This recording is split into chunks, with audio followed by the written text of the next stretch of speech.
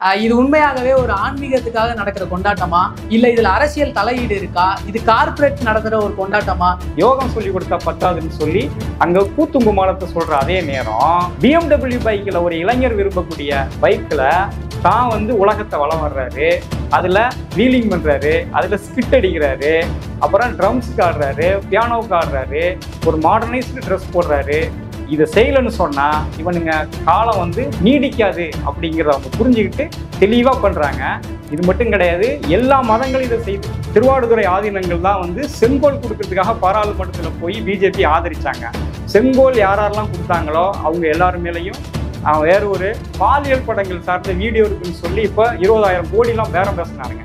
ஈசா யோகா மையத்தோட கழிவுநீர் விவசாய நிலங்கள்ல கலக்குது அப்படின்ற வழக்குக்கு உயர்நீதிமன்றம் எச்சரிக்கை கொடுத்திருக்கு. நம்ம அடிப்படையிலே சொன்ன மாதிரி இது கார்பரேட்டோட செல்லப்பிள்ளை அவர் இருக்கிறாரு. அதனாலதான் வந்து உங்களுக்கு இந்த நிகழ்ச்சி கூட நீங்க பார்த்தா துணை ஜனாதிபதி நாளைக்கு வர்றாரு. துணை ஜனாதிபதி நாளைக்கு வர்றாருன்னு சொன்னா போன முறை வந்து ஜனாதிபதி முர்மு இங்க வந்திருந்தாங்க. அவங்க ஒரு அடிப்படையில பழங்குடி நிலங்களை இடத்துல 44 ஏக்கர் நிலங்களை வளர்ச்சி தான் அவர் கட்டுமானத்தை வச்சிருக்கிறாரு சட்டப்பூர்வமாகவே. அந்த இடத்துக்கே எப்படி முர்மு வர்றாங்கன்னு சொன்னா அப்ப அவங்களே வந்து ஒரு கார்பரேட்டோட கைப்பாவையா தான் இருக்கிறாங்க. வீடியோக்குள்ள போறதுக்கு முன்னாடி இப்பதான் நம்ம சேனலை ஃபர்ஸ்ட் டைம் நீங்க பாக்குறீங்க அப்படின்னா நம்ம சேனலை சப்ஸ்கிரைப் பண்ணிட்டு பாருங்க. வாங்க வீடியோக்குள்ள போலாம்.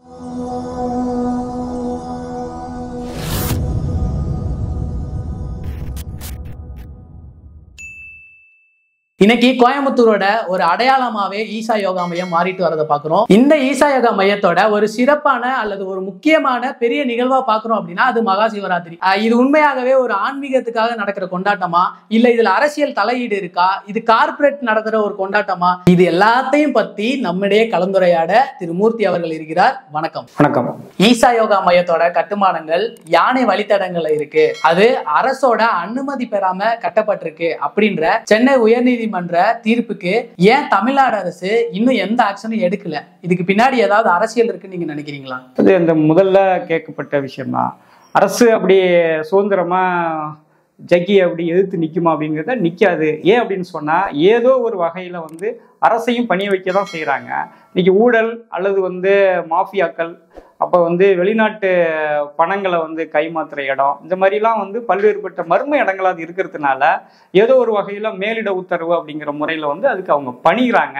சில நேரங்களில் தன்னுடைய தேவைக்காக சில வேஷங்கள் வந்து வரக்கூடிய அரசோ அல்லது வந்து பல்வேறுபட்ட மாற்றங்களுக்கு உண்டான அரசோ அதை செய்யுது. ஆனால் நிரந்தரமாக அவங்களால வந்து இதை அம்பலப்படுத்த முடியாது, அவங்கள தண்டிக்க முடியாது.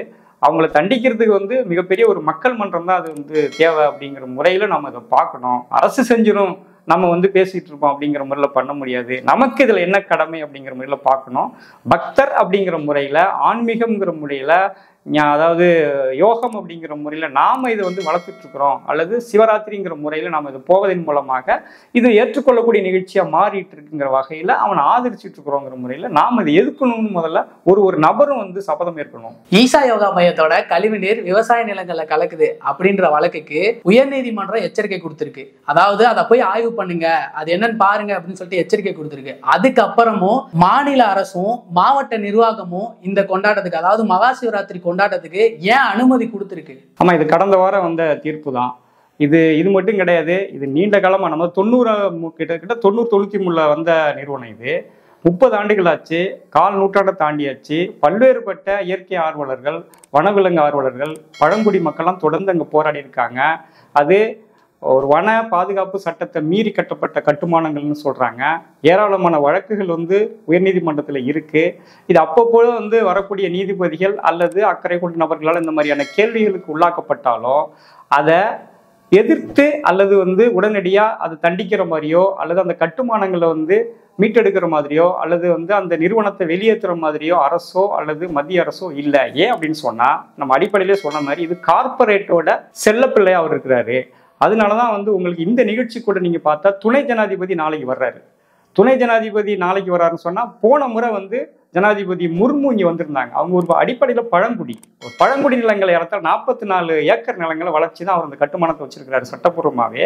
அந்த இடத்துக்கே எப்படி முர்மு வர்றாங்கன்னு சொன்னா அப்ப அவங்களே வந்து ஒரு கார்பரேட்டோட கைப்பாவையா தான் இருக்கிறாங்க. இவங்கெல்லாம் வருவதன் மூலமாக ஜக்கிக்கு ஒரு பாதுகாப்பு கிடைக்குது. இவங்களுக்கு பாதுகாப்பு வழங்குறதுக்கு போலீஸையும் இராணுவத்தையும் பயன்படுத்தும் மூலமாக இதை வந்து ஒரு ஒரு பிம்பத்தை உருவாக்குறாரு. சிறந்த இடம், முக்கியமான நபர்கள் வரக்கூடிய இடம், அரசை அங்கீகரிக்கக்கூடிய இடம் அப்படின்னு சொல்றாங்க. அரசு தனியாக சுதந்திரமா இருக்கு. இன்னைக்கு அரசு கார்பரேட்டோட ஒரு கைப்பாவை தானே.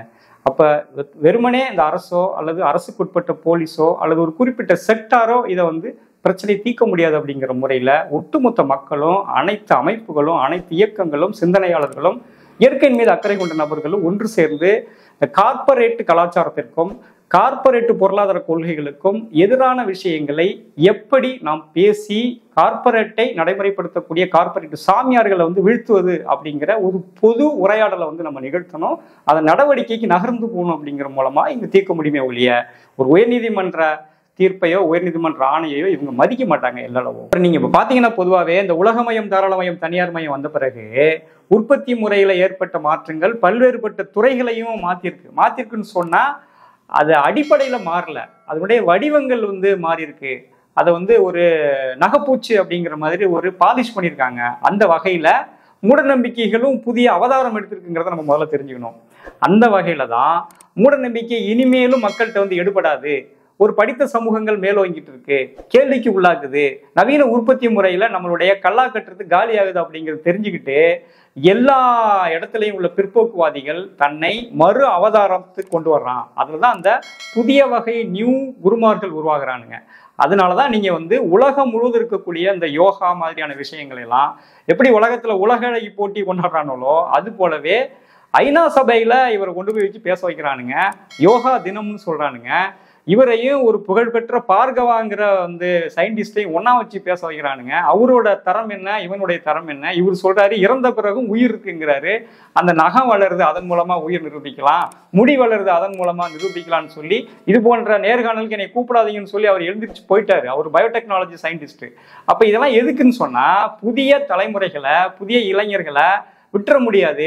அவங்க வந்து ஒரு முற்போக்கு பேசுறாங்க, மறுமலர்ச்சி நோக்கி போறாங்க, சமூக மாற்றம் நிகழ்ந்துரும், ஆர்கனைஸ்ட் ஆயிடுவாங்க அப்படின்னு சொல்லி இந்த பழைய குண்டு சட்டிகளை குதிரை ஓட்டுறது வந்து அதே வடிவத்துல இல்லாம பல்வேறுபட்ட வகை மாதிரிகளை பிரிச்சு யாருக்கு என்ன வேணுமோ அந்த வகையில் அவங்களை பிரிக்கிறாங்க. அதனாலதான் யோகம் சொல்லி கொடுத்தா பத்தாதுன்னு சொல்லி அங்க கூத்துங்குமாலத்தை சொல்ற அதே நேரம் BMW பைக்கில் ஒரு இளைஞர் விரும்பக்கூடிய பைக்கில் தான் வந்து உலகத்தை வளம் வர்றாரு, அதுல வீலிங் பண்றாரு, அதுல ஸ்கிட் அடிக்கிறாரு, அப்புறம் ட்ரம்ஸுக்கு ஆடுறாரு, பியானோவுக்கு ஆடுறாரு, ஒரு மாடர்னைஸ்டு ட்ரெஸ் போடுறாரு.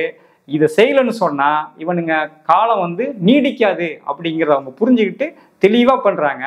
இது மட்டும் கிடையாது, எல்லா மதங்களும் இதை செய்யுது. இந்த மதம் மட்டும் கிடையாதுங்க, எல்லா மதமும் இதை செஞ்சிட்டு இருக்கு அப்படிங்கிறத நம்ம பார்க்கணும். அப்ப எல்லா காலத்திலும் பிற்போக்கு வடிவங்கள் ஒண்ணு இல்லைன்னு சொன்னா உழைப்பு சுரண்டல் நடக்காது. அப்ப உழைப்பு சுரண்டல் நடத்தணும்னு சொன்னா பிற்போக்கு வடிவங்கள் வந்து புதிய அவதாரம் எடுக்கணும் அப்படிங்கிற விஷயத்துக்கு ஜக்கி வேலை செய்யறாரு. ஜக்கி மாதிரி பல்வேறுபட்ட இடங்கள் இருக்கு, இந்தியா முழுவதும் இருக்கு. ஜக்கி இங்கன்னு சொன்னா வடகிழக்கு மாநிலங்களை வேற, வடமேற்கு மாநிலங்களை வேற, இந்த மாதிரி இந்தியா முழுவதும் ஆளுகை இருக்குங்கிறத வந்து நம்ம அம்பலப்படுத்தணும். ஒண்ணு. அடுத்தது பாத்தீங்கன்னா ஜக்கி இங்க மட்டும் இந்த வேலையை செய்யல. தன்னுடைய சொந்த மாநிலமான கர்நாடகாவில் நந்திமலை அப்படின்னு மேற்கு தொடர்ச்சி மலையை தொட்ட மாதிரி ஒரு இடம் இருக்கு. அங்க இதே மாதிரி இந்த ஜக்கி வந்து தன்னுடைய உருவத்தை ஒத்த ஈசனுக்கு அங்கேயும் செலவு வச்சிருக்காரு. இதை எப்படியோ கர்நாடகாவில் உள்ள தன்னார்வலர்கள், இயற்கை ஆர்வலர்கள்லாம் கண்டுபிடிச்சு அவர் மேல வழக்கு போட்டு அதை நிறுத்திட்டாங்க. இது இப்படின்னு பார்த்தா அவர் என்ன சொல்றாருன்னா, தமிழகத்தோட உயிர் நாடி காவிரி, காவிரி கர்நாடகாவிலிருந்து உற்பத்தியாகி தமிழகத்தோட கடைமடை பகுதி வரைக்கும் பாயுது. அங்க வரக்கூடிய தண்ணீரை கார்பரேட் நிறுவனங்கள் வந்து ஏறத்தாழ பெங்களூர்ல வந்து ஒரு சிலிகான் சிப்புன்னு சொல்லி ஐடி நிறுவனங்கள் வளர்ந்ததுனால, தண்ணீர் தேவையினால, அப்புறம் இயற்கையில மழை பெறுறது குறைஞ்சதுனால தண்ணீர் தட்டுப்பாடு இயல்பாவே வருது. அப்ப கார்பரேட் அழகா தெளிவா என்ன வேலை செய்யறான்னு சொன்னா, காவிரி பேசின்ல ஹைட்ரோ கார்பன், மீத்தேன் எடுக்கிறதுக்காக விவசாயத்தை ஒழிச்சு கட்டணும் அப்படின்னு சொல்லி இந்த ஸ்டெர்லைட்டோட முதலாளி இருக்காருல வேதாந்தா, அவருடைய எண்ணெய் கிணறுகள் வந்து அங்க இருக்கு. அதுக்கு வேலை செய்யற நபரா இவர் வந்து வேலை செய்ய போறாரு. எப்படி வேலை செய்யறாரு? ரெண்டையும் இணைக்க முடியுதுங்கிறாங்க. எப்படின்னு சொன்னா, காவிரியை எதிர்கொள்ளக்கூடிய டெல்டா விவசாயிகள் வந்து காவிரி வந்தாதான் நான் விவசாயம் பண்ணுவேன் அப்படிங்கிற கருத்திலிருந்து அவங்க எப்படி மடை மாத்துறதுங்கிற அழகா தெரிஞ்சுக்கிட்டு கர்நாடகாவில் குடகு பகுதியில அந்த காவிரி உற்பத்தி ஆகக்கூடிய குடகு பகுதியிலிருந்து காவிரியுடைய கடைமடை பகுதியாக இருக்கக்கூடிய மயிலாடுதுறை, வேதாரண்யம் மாவட்டம் வரை இந்த காவிரி கரையோரம் கோடிக்கணக்கான மரக்கன்றுகள் நட்டோம்னு சொன்னா அதன் மூலமா காவிரியில வரக்கூடிய தண்ணீரை எதிர்பார்க்காம மரங்கள் வளர்ந்து வனவளம் பெருகி அதுல மழை பொழியும், காவிரியில பெருக்கெடுக்கும் அப்படின்னு ஒரு மோசடியான பொய்யை சொல்றாரு. இதையும் கேட்டுக்கிட்டு பல்வேறுபட்ட முட்டாள்கள் வந்து அவங்க கூட சேர்ந்துக்கிட்டு ஒரு மரக்கன்றுக்கு 45 ரூபான்னு சொல்லி பல கோடி ரூபாய் மரக்கன்றுகளை விற்று அதுல பல 1000 கோடி ஊழல் பண்ணதை கர்நாடக அரசு கண்டுபிடிச்சு, இன்னொரு கூடுதல் விஷயம் என்னன்னு சொன்னா, கர்நாடக அரசும் இதை சப்போர்ட் பண்ணி இவரு வேலை செய்யுதுன்னு சொன்னதை கண்டுபிடிச்சிட்டு இப்போ அவர் மேல வந்து டெஃபர்மேஷன் கேஸ் போட்டு அங்க வழக்குல போயிட்டு இருக்கு. அப்ப கர்நாடகாவில் இவர் தேடப்படும் குற்றவாளியா தான் இருக்கிறாரு. அப்ப எல்லா மாநிலங்களுமே இவரை ஒத்த நபர்கள் வந்து வேலை செஞ்சுட்டு இருக்காங்க, பல வடிவங்கள்ல செஞ்சுட்டு இருக்காங்க அப்படிங்கிற முறையில பார்க்கணும். இதுல ஒரு உண்மை என்னன்னு சொன்னா, ஸ்டெர்லைட் துப்பாக்கி சூடு பொழுது காப்பரோட தேவை அதிகமா இருக்குன்னு சொல்லி இவர் பேசினார். அப்போ ஒரு சாமியாருக்கும் ஒரு ஸ்டெர்லைட்டு ஆலை அவசியம் அப்படிங்கிற கார்பரேட் முதலாளிகளுக்கு என்ன உறவு? ஏன் அப்படின்னு சொன்னா, அவர் அங்க விற்கிற பொருளை நீங்க பார்க்கலாம். ஒரு மோதிரம் கூட அது பாம்பால் செய்யப்பட்ட மோதிர வடிவத்தை கூட அவர் பல 1000 ரூபாய்க்கு விற்கிறாரு, அது காப்பர்ல இருக்கு. அப்ப இவங்களுக்கு வேலை வேற. கார்பரேட் வந்து வேலை செய்யறதுக்கு மக்கள் எந்தெந்த வகையில எல்லாம் வந்து வாழ்றாங்களோ அந்தந்த வகையிலலாம் கார்பரேட் தன்னுடைய முகத்தை மறுசீரமைப்பு பண்ணிட்டு இருக்கிற முறையில கார்பரேட்டுகளுக்கும் காவி பாசிஸ்டுகளுக்கும் ஒரு மிகப்பெரிய உறவு இருக்கு. குறிப்பா இந்தியாவில் இந்து மதம் அது மிகப்பெரிய அளவுக்கு சேவை செய்து அதுல ஜக்கி குறிப்பா மேற்கு தொடர்ச்சி மலையை வளைச்சி போட்டிருக்காரு. விரைவில் மேற்கு தொடர்ச்சி மலையை அவர் வித்துருவாருங்கிற முறையில நம்ம அச்சப்பட வேண்டிய அவசியம் இருக்கு. குறிப்பா இவர் பாத்தீங்கன்னு சொன்னா, இந்த காவேரி காலிங் அப்படிங்கிற ஒரு ப்ராஜெக்ட் அவர் முன்வைக்கிறாரு. காவேரி காலிங் சொல்வதன் மூலமாக ஆறுகளை இணைக்கிறோம் அப்படிங்கிற முறையில நீர்வளம் பற்றி புதுசா பேசுறாரு. அப்ப இந்தியாவுல கார்பரேட் மயமாகுது தண்ணீர் தனியார் மயமாகுது. கோவையில கூட நீங்க பாத்தீங்கன்னு சொன்னா சூயஸ்ங்கிற பிரான்ஸ் நாட்டு நிறுவனம் நம்ம உலக புகழ்பெற்ற சிறுவாணி தண்ணியை வித்துட்டு இங்க இருக்கக்கூடிய டிச்சு தண்ணியை வந்து மறுசுழற்சி பண்ணி மக்கள் கொடுக்கலான்னு ஒரு மிகப்பெரிய அழிவு திட்டம் இருக்கு. இதை பத்தி அவர் என்ன சொல்றாரு? நொய்யலை ஏற்கனவே ஒழிச்சு கட்டியாச்சு, சிறுவாணியை அவர் எடுக்க போறாரு. அதனாலதான் இருக்கக்கூடிய நீராதாரத்தை பத்தி நீ கவலைப்படாத, புதிய வகையில நான் சொல்றேன், அதுல பேப்பர்ல எழுதுனா எப்படி இருக்குமோ அப்படிங்கிற மாதிரி சக்கரைங்கிற மாதிரி அவர் சொல்றாரு. அதுலதான் காவேரி காலிங், சேவ் சாயில், ஒரு மிஸ்டு கால் விட்டா தண்ணி வந்துடும், அதுல நீங்க சேர்ந்துக்கலாம் அப்படின்னு சொல்றாரு. இந்த சேவ் சாயில் அப்படிங்கிறதெல்லாம் மண்ணை காப்போம் அப்படிங்கிற திட்டத்தை அவர் முன் வைக்கிறாரு. இது எல்லாமே ஏற்கனவே மோடி வந்த பொழுது கங்கை காவிரி திட்டம் அப்படின்லாம் ஒரு ப்ராஜெக்டை முன் வச்சாரு. ஜல் ஜீவன் அப்படிங்கிற திட்டத்தெல்லாம் முன் வச்சாங்க. அதை பத்தி இன்னைக்கு என்னன்னே தெரியல. அதுக்கு பல 1000 கோடி உலகம் முழுவதும் நிதி வந்துச்சு. இந்தியாவில் பெரிய பெரிய முதலாளிகள் தந்தாங்க. ஏன் நம்ம ரஜினிகாந்த் கூட நான் வந்து முதல்ல பணத்தை தர்றேன் அப்படின்னு சொன்னாரு. இன்னைக்கு வரைக்கும் அதை பத்தி பேசுறதுக்கு ஆள் கிடையாது. ஆனா 10 ஆண்டுகள் ஆக போகுது. அப்ப ஒரு ஒன்றிய அரசு, அதாவது குறிப்பா RSS பின்புலம் கொண்ட மோடி அரசு வைக்கக்கூடிய ஒரு திட்டத்துக்கும் இவரு ஜக்கி வாசுதேவ் பேசக்கூடிய வார்த்தைக்கும் எப்படி இன்டர் லிங்க் ஆகுதுன்னு பார்த்தா, அப்ப 2 பேருக்கு என்ன உறவு அப்படிங்கிறத நம்ம முதல்ல கண்டுபிடிக்கணும். அதனாலதான் அவர் என்ன சொல்றாருன்னு சொன்னா, இந்த காவிரியை இணைப்பது அல்லது காவிரி நீர் பெறுவது அப்படிங்கிறது வந்து ஒரு தேசிய நதிநீர் இணைப்பு திட்டத்தோட இணைஞ்சது அப்படின்னு சொல்லி, தண்ணீர் உரிமைங்கிறத நீ பேச வேண்டிய அவசியம் கிடையாது, மாற்று திட்டத்தை வச்சு உன்னை உரிமையை மறக்கடிக்கிறது அப்படிங்கிற முறையில் அவர் செய்யறாரு அப்படிங்கிறத நம்ம உணரணும். இதையெல்லாம் மறக்கடிக்கிறதுக்கு தான் ஆன்மீகம், பக்தி, மூட நம்பிக்கை, நமக்கு என்னென்னலாம் இருக்கோ இதையெல்லாம் வந்து அவனுங்க வளர்த்தெடுக்கிறானுங்க. நீங்க வீழ்ச்சிக்கணும். இது மட்டும் கிடையாது, ஈஷா யோக மையத்துக்கு மகா சிவராத்திரிக்கு வந்தவங்க பத்தாது, இன்னும் இருக்கிறவங்களும் வாங்க அப்படிங்கிற முறையில தமிழ்நாட்டோட ஒட்டுமொத்த நகரத்துல உள்ள மக்களையும் இழுக்கிறதுக்காக அவர் வந்து ஈஷா ரத யாத்திரை அப்படிங்கிற முறையில கடந்த 2 மாசமா அவர் நிகழ்ச்சி நடத்துறாரு. அதுல RSS காரவங்க நேரடியா அந்த ரதத்தை இழுத்துக்கிட்டு தெருவா எல்லா வீதிகள்லையும் குறுக்கு நெடுக்க போயிட்டு இருக்காங்க. அதிகாலையிலையும் மாலை நேரங்கள்லையும் ஒரு சிலையை திருடிட்டு ஓடுவோம் பார்த்தீங்களா, அந்த மாதிரி ஒரு வண்டியில வந்து அந்த கருப்பு சிலையை வச்சுட்டு தள்ளிட்டு ஓடுறானுங்க. இது வந்து பார்க்குறவங்களை அச்சப்படுத்துற மாதிரி இருக்கு. ஏன் அப்படின்னா, ரத யாத்திரை அப்படிங்கிறது RSSோட பிஜேபியோட ஒரு மோசமான திட்டம். அதை தான் வட இந்தியாவில் குஜராத்தில் அத்வானி நடத்தின ரத யாத்திரைக்கு பிறகுதான் குஜராத் கலவரமே வந்துச்சு. அந்த கலவரத்துல தான் இன்னைக்கு வரைக்கும் அவங்க அரசியல் பண்ணிட்டு இருக்கிறாங்க. அன்னைக்கு அங்க குஜராத்தில் தேவைப்பட்டது யாரு? ராமனும் விநாயகர் சிலையும் தேவைப்பட்டாங்க. தமிழ்நாட்டுக்கு சிவன் தேவைப்படுறாரு. அதனாலதான் இது வரைக்கும் இல்லாத வகையில புதுசா ரத யாத்திரை நடத்துறதுக்கு தமிழக நகரங்களையும் வீதிகளையும் தேர்வு செஞ்சு பண்றாங்க.